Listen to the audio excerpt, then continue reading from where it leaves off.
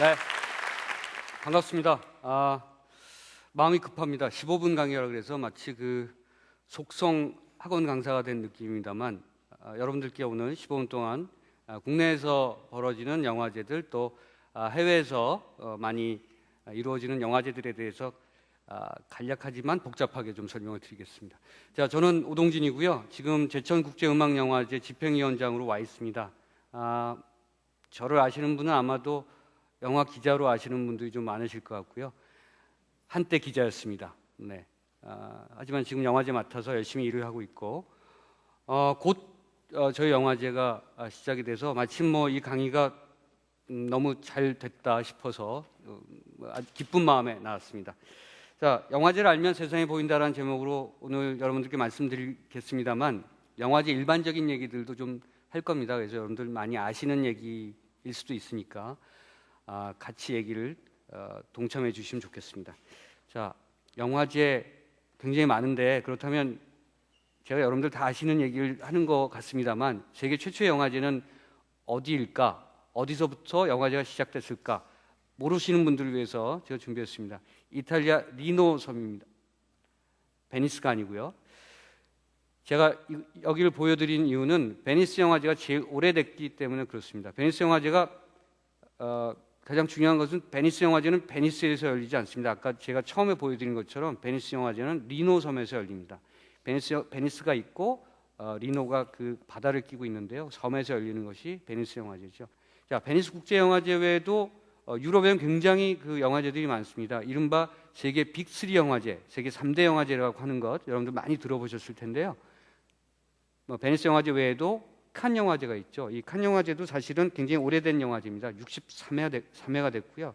1946년에 시작을 했으니까 역시 연영이 굉장히 오래된 영화제에 꼽힙니다. 그리고 칸 영화제라고 하면 영화적 순혈성을 가장 잘 지키는 영화제다. 그래서 가장 고색 창연하고 예술 지상주의적인 영화들이 많이 걸리는 영화제여서 해외 영화인들 하면 칸 영화제를 가장 가고 싶어하는 영화제라고 이렇게 손꼽히고 있습니다. 자, 그 다음 영화제가 독일에서 열리는 베를린 영화제죠. 베를린 영화제도 지금 오래됐습니다. 61회가 됐고요. 베를린 하면 굉장히 정치적 도시로 읽히시죠. 특히 이제 동서로 갈려서 우리처럼 이념적 분쟁이 있었던 그런 공간이고, 그렇기 때문에 베를린 영화제는 가장 정치적 지향성이 가장 뚜렷했던 그런 영화제로 손꼽히기도 하고, 젊은 감독들의 새로운 영화들이 많이 걸리는 영화제로도 손꼽힙니다. 세계 빅3 영화제 하면 그럼 칸, 베를린, 아까 보여드렸던 베니스 영화제 이렇게 될 것 같습니다만, 요새 빅3 영화제가 바뀌었습니다. 베니스 영화제가 아니고 토론토 영화제가 꼽힙니다. 캐나다 토론토 영화제가 3대 영화제로 지금 꼽히고 있는데요. 캐나다 토론토 영화제가 베니스 영화제와 비슷한 시기에 열리고 굉장히 매머드한 영화제입니다. 320편 내지는 330편 정도의 영화가 걸려서 가장 많은 작품 편수가 걸리는 영화제로 손꼽히고 있고요. 북미 대륙의 모든 영화가 토론토 영화제를 거친다라고 보시면 좋을 것 같습니다. 그래서 세계 빅3 영화제가 요새 칸 영화제, 베를린 영화제, 그리고 토론토 영화제로 꼽히고 있습니다. 자, 세계에는 이런 영화제가 있고 국내에는 어떤 영화제가 있을까요? 국내는 흔히들 6대 영화제로 분류를 하는데요. 6대 영화제로 분류하는 것은 여러분들이 잘 아시는 것처럼 부산영화제, 부천영화제, 전주영화제, 그리고 제천영화제, 청소년영화제, 여성영화제가 있습니다. 6대 영화제로 굳이 분류하는 이유는 이 6대 영화제가 국가 예산의 지원을 받기 때문에 그렇습니다. 그만큼 국가가 신경을 많이 쓰고 있고, 또 이 6대 영화제를 영화제의 성장 동력의 지표로 삼고 있다, 이렇게 생각하시면 될 것 같습니다. 그 밖에도 국내 영화제에는 다양한 영화들이 있는데요. DMZ 영화제가 요즘 많이 주목받고 있는 영화제에 꼽힙니다. DMZ 다큐멘터리 영화제인데 다큐멘터리만 상영한 영화제죠. 일본에는 이런 다큐멘터리 전문 영화제가 있었습니다. 야마가타 영화제라는 영화제가 있었는데 야마가타 영화제가 지금 폐지됐어요. 그래서 DMZ 다큐멘터리 영화제가 아시아권에서 다큐멘터리 영화제로서 가장 주목받고 부각되는 그런 영화제가 될 것으로 기대를 모으고 있습니다. 자, 대종상 영화제가 영화제인가 이렇게 생각하시는 분들도 있을 수 있겠는데요. 대종상 영화제는 사실은 아카데미 시상식 같은 시상식 제도였었죠. 그러다가 영화제로 탈바꿈한 영화제입니다. 연역은 굉장히 오래됐습니다만 우리가 본격적인 영화제다 이렇게 표현하지는 않고 있죠. 오히려 시상식에 대한 느낌이 더 강해서 대종상 영화제는 아까 말씀드린 부산 등등의 영화제와 좀 다른 영역권에 있는 영화제로 이렇게 손꼽히고 있습니다. 그럼에도 불구하고 한국에서 가장 오래된 영화상 시상식 제도 혹은 영화제다 이렇게 생각하시면 좋을 것 같고요. 자, DMZ 영화제 외에도 뭐 서울 환경영화제, 인권영화제, 뭐 인디포럼, 서울 국제노동영화제, 뭐 서울 독립영화제 등등 국내에서 열린 영화제가 한 40여 개 된다 이렇게 생각하시면 될 것 같고요. 그 중에서 아까 말씀드린 것처럼 6대 영화제를 중심으로 해서 영화제가 치러지고 있다 이렇게 보시면 좋을 것 같습니다. 자, 그리고 또 하나 대목은 영화제가 다 똑같은 것 같다. 뭐 이 영화제가 저 영화제 같고 뭐 그 특색이 별로 없지 않느냐 이런 비판을 하시는 분들도 있습니다만 그 대목에 대해서는 제가 참 변명할 게 많습니다. 부산 영화제 아까 6대 영화제만 제가 잠깐 설명을 드리면 부산에서 여성 영화제까지 이르는 그 6대 영화제 6개 영화제는 굉장히 그 성격의 차별이 많습니다. 부산국제영화제가 사실은 벤치마킹을 한 그런 영화제는 로테르담 영화제, 유럽에 있는 로테르담 영화제와 캐나다의 토론토 영화제입니다. 영화제는요, 그 기능적으로 두 가지를 생각하시면 될 것 같습니다. 하나는 한쪽의 영화제는 컴피티션이 있고요, 한쪽의 영화제는 페스티벌입니다. 그러니까 아까 설명드린 칸 영화제나 베를린 영화제나 베니스 영화제는 컴피티션이죠. 경쟁 부분이 굉장히 중요한 영화제고 경쟁작을 중심으로 해서 비경쟁 부분이 이렇게 포진하고 있다고 생각하시면 될 거고요. 부산 영화제나 그 토론토 영화제는 한마디로 말씀드리면 페스티벌이라는 이름을 붙인 것과 마찬가지로 축제입니다. 백화점식의 영화를 굉장히 많이 편제를 하는 거죠. 그래서 영화제를 한 10일 동안 하는데 걸리는 영화가 300편이 넘어요. 300편 절대 다 못 보죠. 영화제 그 기간 내 열흘 동안 하루에 3편씩 본다고 해도 30편밖에 못 봅니다. 그럼에도 불구하고 영화제에 오시는 분들한테 다양한 선택을 드릴 수 있도록 가장 많은 영화들을 백화점식으로 편성하는 영화제입니다. 이래서 그 페스티벌인 거죠. 부산은 그렇습니다. 그런데 예컨대 7월에 열린 가장 최근에 열린 부천 국제 판타스틱 영화제는 장르 영화제입니다. 그래서 보통 영화제 하면 실험성이 강하고 예술성이 강한 영화들이 걸린다라고 생각하실 수도 있습니다만 부천 국제 판타스틱 영화제는 스페인의 산세바스찬 영화제, 시체스 영화제 등등과 함께 장르 영화제입니다. 그러니까 대중적으로 가장 친숙한 영화제. SF, 공포, 멜로 영화, 전쟁 영화, 흔히도 우리가 상업 영화권에서 만날 수 있는, 그럼에도 불구하고 좀 더 거기에 한 걸음 더 나아가 있는, 약간은 더 진보적인 그리고 색깔을 더 독특해진 그런 영화들이 걸리는 것이 부천국제 판타스틱 영화제입니다. 부산하고 굉장히 다르죠. 전주도 다릅니다. 전주는 이른바 디지털 영화제입니다. 대체적으로 그 영화를 만드는 데 쓰여진 장비의 기재가 35mm 필름보다는 디지털 카메라가 많습니다. 디지털 카메라가 많다는 것은 보다 저예산으로 찍혀진 영화가 많다는 것이고 경량화되어 있는 조직으로 찍혀진 영화가 많다는 것이어서 그 전주영화제는 굉장히 진보적인 영화들이 많습니다. 왜냐하면 독립영화인들이 많이 참여하고 돈을 갖지 않고 자본에 종속되지 않고 영화를 만들려고 하는 사람들이 영화를 만든 그런 작품들이 전주영화제에 많이 몰리기 때문에 국내 6대 영화제 중에서 가장 진보적인 영화제라고 하면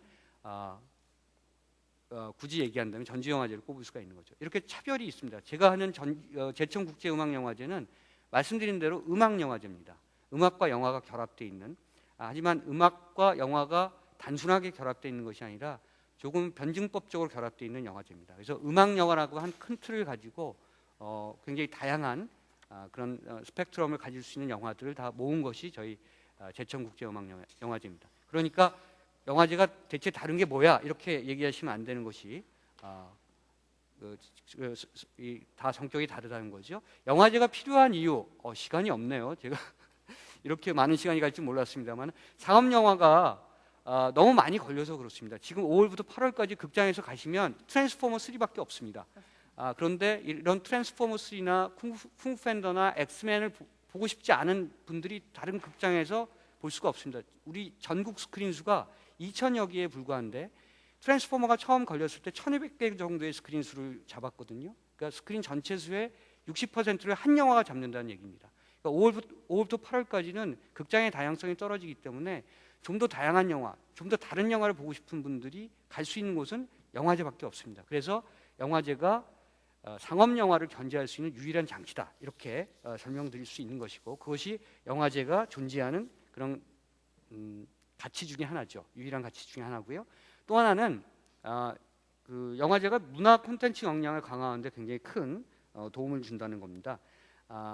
실제로 새로운 영화를 만들 수 있는 터전이 있어야 되고, 그것은 상업 영화가 만들어지는 기반에서는 쉽게 만들어질 수 없는 그런 것이죠. 그래서 영화제를 통해서 지원받는 많은 젊은 영화인들이 새로운 영화를 만들면서 새로운 콘텐츠 역량을 강화시킨다, 이런 측면들이 영화제가 존속할 수 있는 그런 가치 지향성이라고 생각됩니다.